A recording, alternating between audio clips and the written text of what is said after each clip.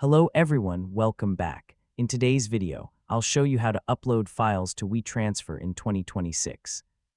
Whether you're uploading documents, photos, videos, or large project files, WeTransfer makes the process quick and easy. Just follow these simple steps. First, open your web browser and visit the official WeTransfer website. If you have a WeTransfer account, sign in. If not, you can still use the free version for eligible file transfers. Once you're on the upload page, click the *add files * button.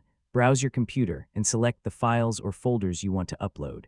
You can choose one file or multiple files at the same time. After selecting them, wait a few seconds while WeTransfer prepares the upload.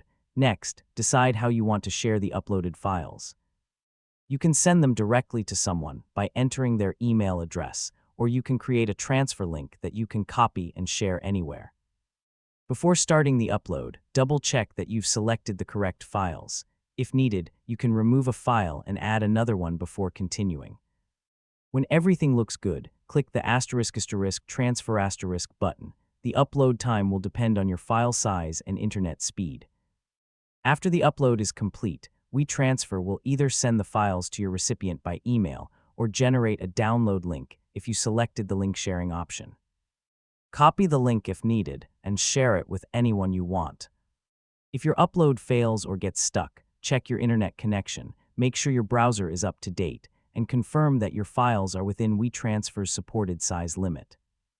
Refresh the page and try again if necessary, and that's how you can upload files to WeTransfer in 2026.